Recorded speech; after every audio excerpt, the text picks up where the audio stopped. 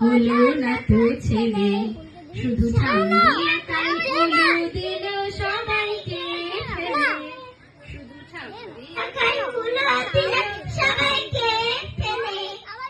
ওরে আমার মেয়ে, আমার মিষ্টি সোনা মেয়ে, ওরে আমার মেয়ে, আমার পাগল সোনা মেয়ে। একটা ভালো জায়গা তৈরি করতে পারবো। সবার আগে শুধু মানুষ নিজের জন্য নয়, সবার জন্য, সমাজের সকলের জন্য। এখন নমস্কার জানাই তোমাদের সকলকে। শুরু করছি আরও একটা নতুন ভিডিও। তোমরা যারা কম বেশি আমাকে চেনো তারা জানো ইংলিশ কটেজ বলে একটি ছোট্ট সংস্থা রয়েছে আমার, যেখানে বেশ কিছু ছেলেমেয়েরা ইংরেজি পড়ে বা শেখে। আসলে আমি এমন কিছু হয়ে যাইনি যে ওদেরকে অনেক কিছু শেখাতে পারবো, তবে গত 10 বছর ধরে আমি এই পেশার সাথে জড়িত। আর সেই সংস্থারই আজ টিচার্স ডে উদযাপন অনুষ্ঠান। আমরা ছোট্ট করে একটা আয়োজন করেছি, বাচ্চারা এখানে আসবে, একটু আনন্দ করবে, আর তারপরে সবাই বাড়ি ফিরে যাবে। তাই ছোট্ট সংস্থার জন্য একটা ছোট্ট অ্যারেঞ্জমেন্ট দেখতে পাচ্ছ। দেবালিকা, দেবালিকার পাপা, দেবালিকার জেঠু সবাই মিলে জোর কদমে কাজে লেগে পড়েছে। সন্ধে হতে না হতেই তো শুরু হয়ে যাবে ইভেন্ট। এই মুহূর্তে সুদেব ভীষণ ব্যস্ত, তবে ও কিন্তু জাস্ট ডিউটি থেকে ফিরল। কারণ আমরা প্রাইভেট সেক্টরে কাজ করি, সেখানে কিন্তু নো ওয়ার্ক নো পে। তাই বলে কি নিজের জীবনের বিশেষ দিনগুলো হারিয়ে যাবে? কখনো না। ব্যালেন্সটাই সব কিছু। কাজ এবং পরিবারকে ব্যালেন্স করতে পারলেই তো জীবন সহজ। একটু কঠিন বটে, তবে চেষ্টা করলে নিশ্চয়ই পারা যায়। সুদেব কিন্তু তেমনটাই করেছে। অফিস সেরে এসে এই মুহূর্তে আমাকে একটু হেল্প করছে। আসলে সকাল থেকে পুরোটা আমি একাই করেছি, কিন্তু এবারে আমাকে বলল, যাও তুমি তৈরি হয়ে এসো, বাকিটা আমি দেখে নিচ্ছি। এক ব্যতিক্রমী সন্ধ্যা, একটা অনুপ্রেরণার সন্ধ্যা, একটা সাহস, একটা শূন্য থেকে একটা জয় করবার সন্ধ্যা। যে সন্ধ্যা আমাদেরকে সাহস।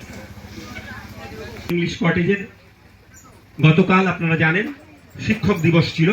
সেই শিক্ষক দিবসকে আজকে গতকাল বিভিন্ন ছুটি ছাটা থাকার কারণে আজকে তার ছোট ছোট ছাত্র এবং ছাত্রীরা মনে করেছে তাদের ম্যামকে তারা আজকে সংবর্ধনা জ্ঞাপন করবে। সেই রকম একটা শুভ সন্ধ্যায় ছাত্র ছাত্রীর যে আন্তরিকতা, মিলনের একটা ক্ষেত্র, একটা মঞ্চ ইংলিশ কটেজ। আজকে এখানে প্রচুর ছাত্রছাত্রী, প্রচুর কচিকাচারা এসছে, তারা নিজেদের মতন করে ঘুরছে ফিরছে, আনন্দ। শিক্ষা এখানেই সফল। আমাদের বিশ্বকবি বলে গেছেন, শিক্ষা শুধুমাত্র শাসন অনুশাসনের মধ্যে শিক্ষা হবে না, শিক্ষা খেলতে খেলতে শিখবে, গাছের তলায় দাঁড়িয়ে। তাই আমরা শান্তিনিকেতনে দেখেছি সারা বিশ্বের মধ্যে একটা ব্যতিক্রমী শিক্ষা ব্যবস্থা। আজকে সেই শিক্ষাকে বৃহত্তর ক্ষেত্রে মেলে ধরতে হবে। শিক্ষাকে, অন্তরের শিক্ষাকে বৃহত্তর ক্ষেত্রে প্রতিষ্ঠিত করতে হবে। পল্লব যেমন ফুল তার গন্ধ প্রকৃতির মাঝে বিলিয়ে দেয়, এই যে বিলিয়ে দেওয়ার আনন্দ, এই যে অপরিসীম তার গন্ধ, তার সুষমা, তার সৌন্দর্য, বহু মানুষ আকর্ষিত হয়। তেমনি শিক্ষাকে বহুমুখী ক্ষেত্রে শিক্ষাকে শাসন করতে হবে। শিক্ষাকে শুধুমাত্র বহন করলে হবে না, শিক্ষাকে বাহন রূপে প্রতিষ্ঠিত করতে হবে। তমালিকা সেই চেষ্টাটাই দীর্ঘদিন ধরে করছে। কারণ শিক্ষা মানেই একটা ভয়, একটা ভীতি। ইংরাজি এমনই একটি বিষয়, যেহেতু এটাকে বিদেশি ভাষা, কিন্তু আমরা ধারাবাহিক অনুশীলন এবং নিবিড় অনুশীলনের মাধ্যমে আমরা সেটাকে আত্মস্থ করতে পারি। শিক্ষা সেখানেই সফল যে শিক্ষা নিজে শিখে অপরের মধ্যে বিলিয়ে দেওয়া যায়, সেই শিক্ষাই সফল। এবং সেই শিক্ষাই আমার মনে হয় সব থেকে বেশি কর্মোপযোগী। কারণ শিক্ষাকে শুধুমাত্র বহন করলে হবে না, শিক্ষাকে বাহন রূপে।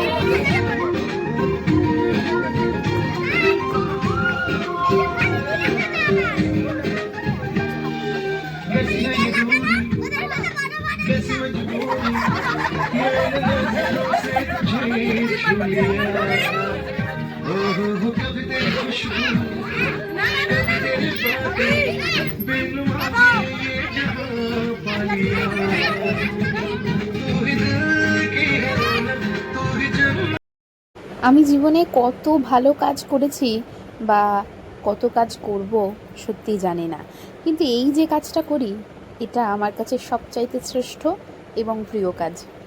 আমার প্রাণের ছাত্রছাত্রীরা এখনও পর্যন্ত বিগত 10 বছরের অভিজ্ঞতা থেকে বলছি, কত ছাত্রছাত্রীদের এ জীবনে পেয়েছি, কতজনের ভালোবাসা, এত এত ছাত্রছাত্রীদের শ্রদ্ধা, এটা সারা জীবন আমার মনের মণিকোঠায় অমলিন হয়ে থাকবে।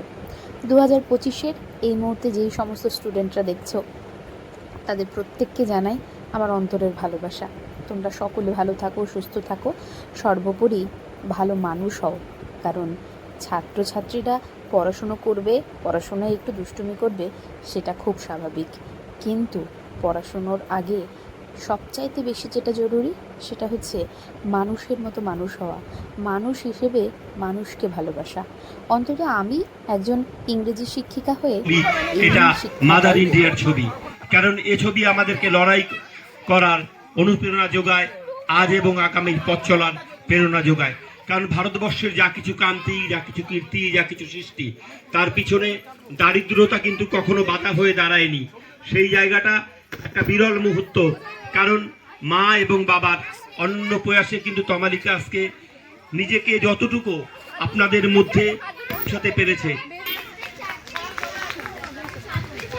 হ্যালো, এই জায়গাটায় আমি একটু বলবো, খুব বড় কিন্তু আমার পরিবার ছোট, আর যে কজন আছে তারা আমার অন্তরের আপন। আর হ্যাঁ, অন্তরের আপন, জীবনের সবচাইতে বেশি যে মানুষটা আপন তার ব্যাপারে কিছু বলতে আসলেই গলা ধরে আসে, সে আমার মা। সেদিন ভেবেছিলাম মায়ের ব্যাপারে অনেক কিছু বলবো, কিন্তু শুধুই কেঁদে গেলাম, বলতে পারলাম না কিছু। আর আমার মায়ের যন্ত্রণাটাই আজকে আমার চলার সাহস। কোন রকম গডফাদার আমার পেছনে নেই, আমার সব থেকে বড় সাহস এগিয়ে চলার আমার মা আর বাবা। আর তারপরে হয়তো যখন বড় হয়েছি বুঝতে শিখেছি এমন একজন হাজবেন্ড আমার পথ চলার সাহস। আর মাইকে দু চার কথা বলতে পারার সাহস শুধুমাত্র আমার বাবা না, আমি বাবার পাশে বসে ড্রয়িং করতাম, আমার বাবা রেডিও বা এফএম চলতো আর বাবা ইস্ত্রি করতো, আমাদের একটা ইস্ত্রির দোকান ছিল। তো সেই এফএম এ অ্যাডভার্টাইজমেন্ট শুনতে শুনতে আমার অ্যাডভার্টাইজমেন্ট করার শেখা। আজকে আমি হয়তো পেশাদার একজন ভোকাল আর্টিস্ট, আমাকে লোকে অ্যাডভার্টাইজমেন্ট করার জন্য কিছু পয়সা দেন, আমাকে দিয়েই করান তারা বিভিন্ন প্রতিষ্ঠানের অ্যাডভার্টাইজমেন্ট। কিন্তু আমার প্রথম শেখা হচ্ছে আমার বাবা যখন ইস্ত্রি করতো, আমি এফএম শুনে শুনে সেই অ্যাডভার্টাইজমেন্ট গুলো করতাম। তারপরে আমার মামা পীযূষ সেন, ওনার একটা ছবি ছিল আমাদের বাড়ির শোকেসে, হাতে একটা মাইক নেওয়া, ওই প্রথম আমার মাইক চেনা। মা বললো এটা মামা কোথাও বোম্বে কোথাও একটা গেছিল, তো ওটা দেখলাম যে কোন একটা রেডিও স্টেশন, কোন একটা রেকর্ডিং স্টুডিও, তো সেখান থেকে আমার রেকর্ডিং স্টুডিওর সম্বন্ধে আগ্রহ তৈরি হলো। তো মা প্রচুর কষ্ট করেছে, আমার এখনো মনে আছে।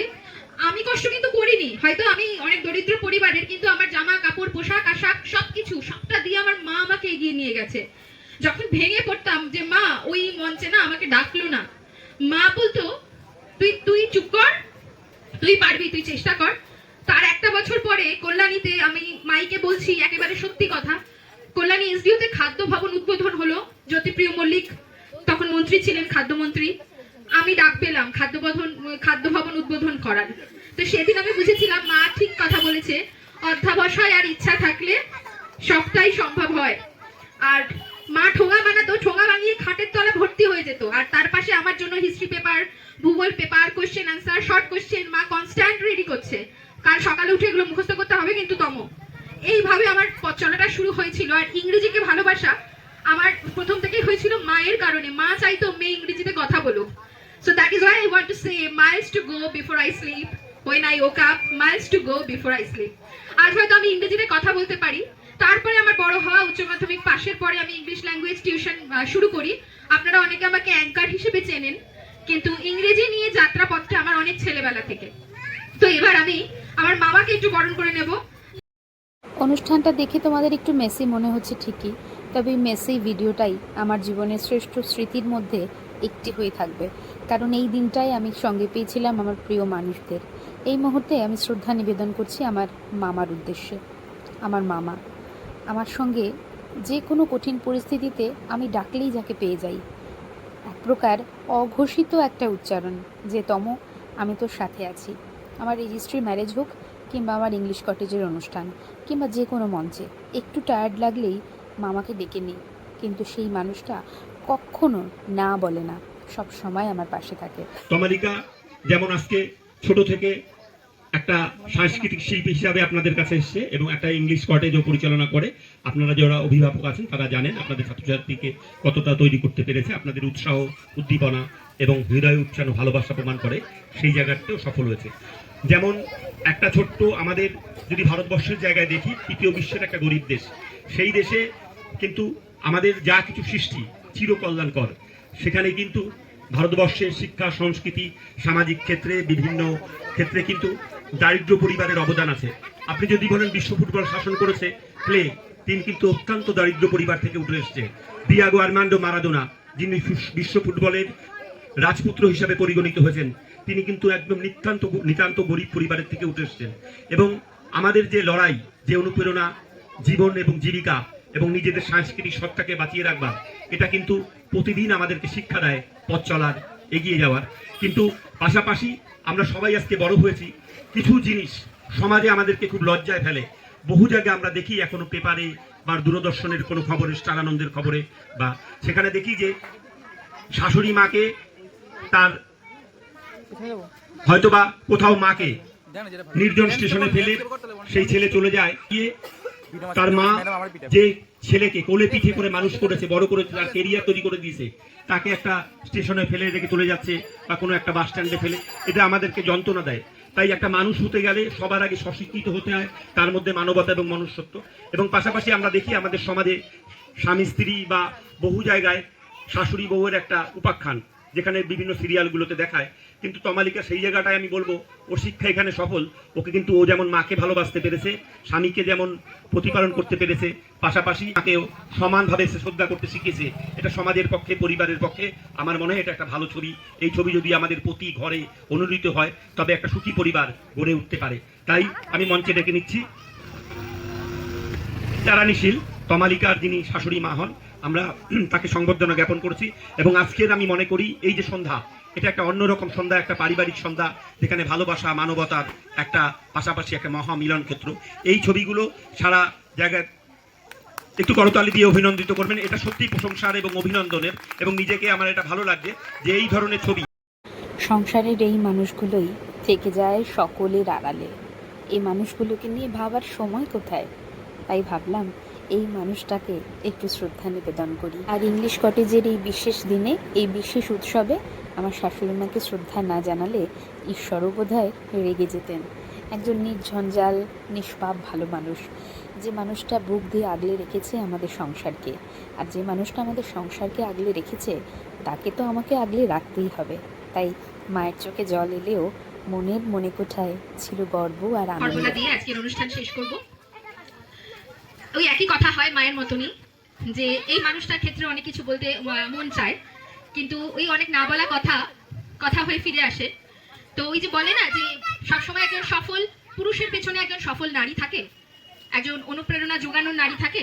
তো আমার জীবনেও আজকে এই সব কিছু গুছিয়ে সবটা করা, সকালবেলা উঠে ডিউটি গিয়ে সেখান থেকে 3টের মধ্যে বাড়ি ফিরে আবার এই সবটা গুছিয়ে নেওয়া এবং কনস্ট্যান্ট যোগাযোগ রাখা। তখন সব স্টুডেন্টরা জেনেছে তো, সকলকে ইনভিটেশন করেছো তো, অমুক খাবারটা দিয়ে গেছে তো, বিরিয়ানিটা যেন ভালো হয়, বাচ্চারা খাবে, এই ভাবনাটা যে ভাবতে পারে সেই তো হাজবেন্ড। তাই তার সম্বন্ধে যতটা সম্ভব কম বলি, কারণ সে আমার চাইতে অনেক বেশি ভাবে আমার ক্যারিয়ার নিয়ে। এবং আমার জীবনে এই মানুষটাকে আমি নিজের ইচ্ছে বেছে নিয়েছি, আমার বাবা মা আমাকে বেছে দেননি। সেটার জন্য আমি কিছুটা বাবা মায়ের অবাধ্য হয়েছি, কিন্তু আমার বাবা মা সেই আমার সম্মানটাকে, আমার ভালোবাসাটাকে স্বীকৃতি দিয়েছেন। এবং আমি বাবা মার পারমিশন, আমার সঙ্গে আমার মামাও রয়েছেন, তো তাদের সকলের পারমিশন নিয়ে আমি জীবনের পথে এগিয়েছি। তবে আজকে বলতে হয় আমার সেদিনের নেওয়া সিদ্ধান্তটা, 3000 টাকা মাইনা পাওয়া মানুষটাকে হাজবেন্ড হিসেবে মেনে নেওয়ার সিদ্ধান্তটা আজ আমাকে এই জায়গাটায় নিয়ে গেছে। তাই অর্থ দিয়ে মানুষ বিচার করা যায় না, কারণ আমি সেদিন বুঝেছিলাম এই মানুষটা একজন খাঁটি হিরে বা সোনা, এটা দিয়ে আমি যা ইচ্ছে তাই গড়ে নিতে পারবো। আর তার ফসল আমার সন্তান দেবালিকা। চলে এসো দেবালিকা, স্টেজে এসো। আরো প্রসারিত করে, পল্লবিত করে, কল্লোলিত করে, কারণ শিক্ষা শুধুমাত্র